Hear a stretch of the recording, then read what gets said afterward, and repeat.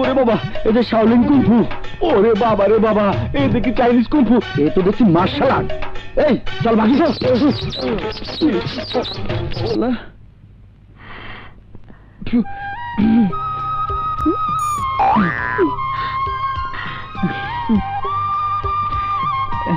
কেউ যদি কাউকে ভালোবাসে তাহলে চোখ মেরে তাকে ইশারায় বোঝাতে হয়।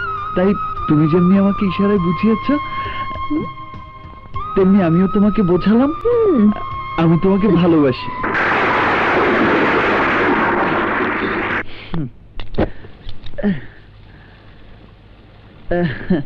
আরে গেল কোথায়? তুমি ভিজে গেল।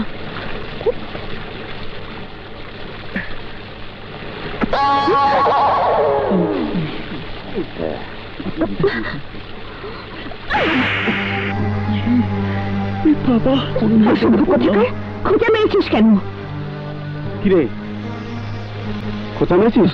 না ভাই, উনি মারেননি। আমি ছাতা বন্ধ করার সময় বেখেয়ালি লেগে গেছে। আসলে কারো কোনো দোষ নেই, টোটালি ভুল বোঝাবুঝি। দোষটা আমার। তাহলে মারটা এবার তুই।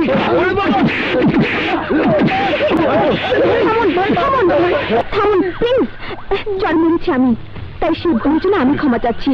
ওকে মারবেন না। টাইগার টনি, মানুষের রক্ত চোষা খুনি, সেই শনি থেকে তুই এই ম্যাডামের জন্য আজ বেঁচে গেলি। এই চল। ঘটনা যা হবার হয়েছিল, তুমি কেন সত্যি কথা বলতে গেলে? না বললে অন্যায় হতো, ওরা তোমাকে অপমান করতো। এখন তোমাকে যে করলো, আমার কাছে অবাক লাগছে। তুমি অত্যাচার মুখ বুঝে সহ্য করলে কেন?